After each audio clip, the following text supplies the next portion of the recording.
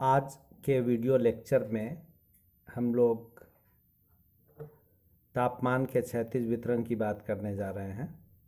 और इसे हम लोग आइसोथर्म की मदद से समझ सकते हैं। आइसोथर्म या समताप रेखाएं काल्पनिक रेखाएं होती हैं जो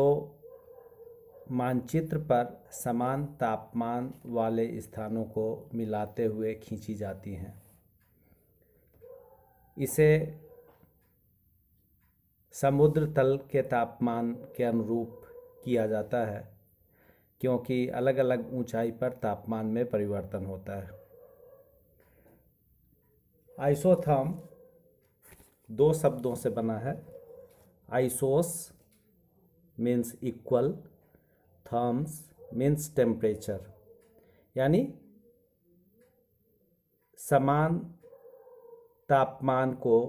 मिलाने वाले स्थानों को मिलाने वाली काल्पनिक रेखाएं। इसके कुछ बेसिक कैरेक्टरिस्टिक्स की हम बात करें तो सबसे पहले आइसोथर्म्स आमतौर पर यह पूर्व से पश्चिम की ओर होती हैं और अक्षांश रेखाओं के समानांतर होती हैं। बिल्कुल ही समानांतर नहीं कह सकते चूँकि इस पर मौसम का प्रभाव पड़ता है और महासागर और स्थलखंड से गुजरते हुए यह मुड़ती हैं। दूसरी इसकी विशेषता है कि जब समताप रेखाएं महासागर से महाद्वीप की ओर या महाद्वीप से महासागर की ओर गमन करती हैं तो यह उत्तर या दक्षिण की ओर खिसकती हैं क्योंकि यह समान तापमान वाले स्थानों को मिलाती हैं और समान तापमान किसी खास समय में एक अक्षांश पर समुद्र और स्थलखंड में एक ही अक्षांश पर एक ही पॉइंट पर नहीं होते। तीसरी बात है कि समताप रेखाओं के बीच का अंतराल अक्षांशीय ताप प्रवणता को दर्शाता है, यानी यदि अक्षांश रेखाओं के समानांतर आइसोथर्म्स बहुत दूर दूर हैं तो इसका मतलब हुआ दाब प्रवणता वहाँ कम है, और यदि यह नज़दीक नज़दीक हैं, जैसे यदि इसके यहाँ पर हम देखें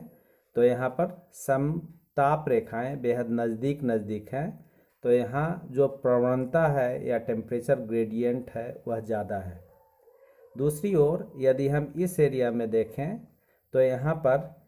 समताप रेखाएं दूर दूर हैं, इनके बीच का स्पेसिंग ज़्यादा है। इसका मतलब यहाँ ताप प्रवणता कम है, यानी दूरी के अनुपात में तापमान में परिवर्तन यहाँ धीमी गति से हो रहा है और यहाँ दूरी के अनुरूप तापमान में परिवर्तन तेज़ गति से हो रहा है। यदि हम समान दूरी में देखें तो तापमान तेज़ी से बदल रहा है। तो इन तीन बातों को ध्यान में रखते हुए हम लोग कुछ खास पहलुओं की बात करने जा रहे हैं। सबसे पहले हम लोगों ने देखा कि आइसोथर्म्स या समताप रेखाएं जो हैं वह उत्तरी गोलार्ध और दक्षिणी गोलार्ध में इनका बिहेवियर एक जैसा नहीं होता। जैसे उदाहरण के तौर पर अभी हम ये देख रहे हैं कि ये जो वर्ल्ड का मैप है यह मैप जनवरी के महीने का है।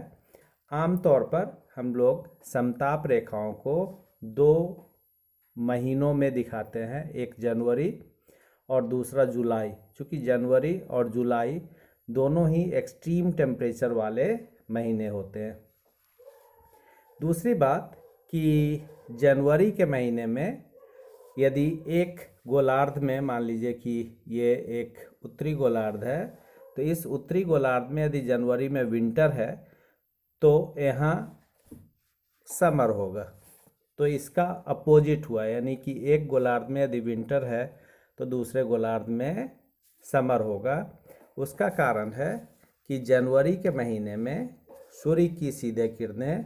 ट्रॉपिक ऑफ कैप्रिकॉर्न के पास पड़ती हैं और इसलिए चूँकि सूर्य की सीधे किरणें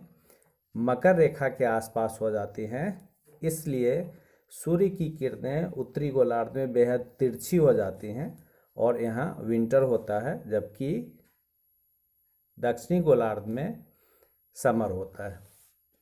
इसी तरह से यदि हम दूसरे जगह का देखें, जनवरी के बाद हम जुलाई का देखें, तो जुलाई के महीने में हम देखेंगे कि जुलाई में जब यहाँ समर, उत्तरी गोलार्ध में जब समर की स्थिति होती है या ग्रीष्म ऋतु होता है, तो दक्षिणी गोलार्ध में विंटर होता है। अब इन दोनों तथ्यों के साथ हम लोग इसे समझने की कोशिश करेंगे।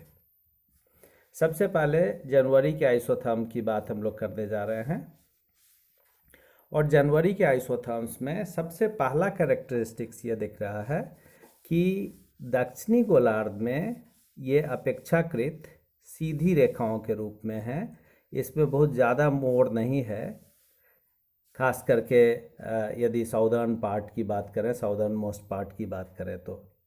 जबकि उत्तरी गोलार्ध में इसमें काफ़ी ज़्यादा विचलन है या काफ़ी मुड़ रही हैं। तो इससे ये पता चलता है कि चूँकि उत्तरी गोलार्ध में लैंड मास और महासागर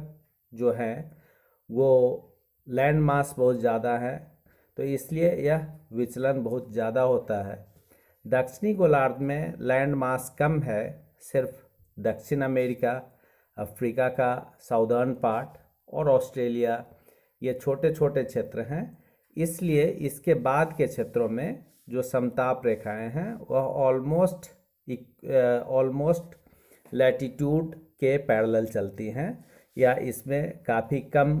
मोड़ देखने को मिलता है। ऐसा इसलिए हुआ कि यदि स्थलखंड और जल राशि दोनों आसपास नहीं हैं, तो एक अक्षांश पर चूँकि सूर्य की किरणें एक ही एंगल पे अपनी ऊष्मा देती हैं, इसलिए सब जगह समान ताप प्राप्त होगा, और इसलिए यहाँ पर बहुत ज़्यादा परिवर्तन नहीं है, और जैसी अक्षांश रेखाएं हैं वैसी ही समताप रेखाएं भी हैं। लेकिन दक्षिणी गोलार्ध में ही यदि आप स्थलखंड और महासागर से गुजरते हुए इनमें काफ़ी ज़्यादा मोड़ आता है, यह या तो इक्वेटर की तरफ मुड़ जाती हैं या इक्वेटर के बजाय पोल की तरफ मुड़ जाती हैं। तो ऐसा क्यों होता है, इसको समझने की कोशिश करें हम। तो सबसे पहले हम देख रहे हैं कि ये इक्वेटर है, और इक्वेटर सबसे गर्म क्षेत्र है, और इक्वेटर के साथ जैसे जैसे हम उत्तर की ओर जा रहे हैं वैसे वैसे इस जनवरी के महीने में जब उत्तरी गोलार्ध में विंटर है या शीत ऋतु की स्थिति है, तो यहाँ पर महासागर से जब ये स्थलखंड की तरफ जाता है तो ये इक्वेटर की तरफ मुड़ रहा है, और जब स्थलखंड से ये महासागर की तरफ जा रहा है तब यह पोल की तरफ मुड़ रहा है। और वह ऐसा इसलिए होता है कि समान तापमान को प्राप्त करने के लिए इसमें ध्रुव की तरफ मुड़ना इसका हो रहा है जनवरी के महीने में, और या इक्वेटर की तरफ हो रहा है। तो इसमें जो आप ख़ास चीज़ देख रहे हैं कि सबसे लोएस्ट टेम्परेचर जो है वो इस क्षेत्र में है, क्योंकि यहाँ -50 डिग्री सेल्सियस टेम्परेचर तक यहाँ देखने को मिलता है, और जैसे जैसे हम उत्तर की तरफ जाते हैं वैसे वैसे टेम्परेचर में कमी आती जा रही है। जैसे यहाँ जनवरी के में यदि हम देखें तो यहाँ ऑलमोस्ट इस अक्षांश पे जो है ये 20 डिग्री के आसपास टेम्परेचर है, या 25 डिग्री के आसपास है। ये एरिया 15 डिग्री सेल्सियस का है, ये तकरीबन 0 डिग्री का है। और यदि इसी तरह से हम ऊपर बढ़ते जाएं तो ये टेम्परेचर धीरे धीरे कम होता जाता है, और ध्रुवों की ओर यह ऑलमोस्ट 0 डिग्री या 0 डिग्री सेल्सियस से कम तापमान की स्थिति यहाँ उत्पन्न होती है। दूसरी ओर दक्षिणी गोलार्ध में यदि हम देखें तो यहाँ पर समताप रेखाओं का जो मुड़ना है वह सेम वही पैटर्न है। जब वह ओशन से लैंड मास की तरफ आ रहा है तो वह पोल की तरफ मुड़ रहा है, और जब यह स्थलखंड से ओशन की तरफ जा रहा है तो इक्वेटर की तरफ मुड़ रहा है। ऐसा इसलिए हो रहा है क्योंकि दक्षिणी गोलार्ध में जनवरी में समर है या ग्रीष्म ऋतु है, और ग्रीष्म ऋतु में समान तापमान को प्राप्त करने के लिए यह ध्रुवों की ओर या इक्वेटर की तरफ मुड़ता है। तो इस जनवरी और जुलाई के टेम्परेचर में आइसोथर्म्स का जो हम कैरेक्टरिस्टिक देख रहे हैं वह इसमें एक मोड़ पैदा होता है। अब हम आते हैं इसमें दूसरी बात देखने के लिए, और वो चीज़ है कि यदि हम जनवरी की जगह जुलाई को देखें तो जुलाई में स्थिति विपरीत हो गई है, और जुलाई के महीने में यहाँ जो तापमान है,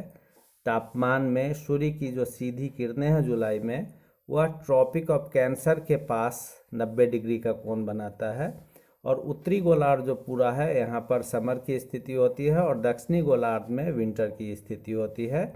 और इस कारण से सेम रूल यहाँ भी हम अप्लाई करें तो इसमें उसमें मोड़ की स्थिति दिखेगी स्थलखंड और इसमें से गुजरते हुए।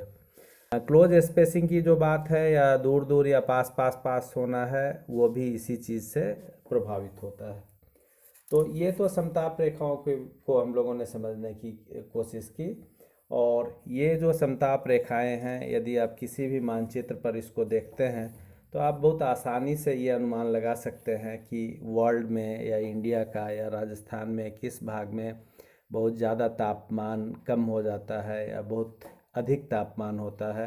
और उसके पीछे क्या रीज़न है। धन्यवाद। नेक्स्ट क्लास में हम लोग टेम्परेचर के कुछ दूसरे पहलुओं को समझने की कोशिश करेंगे।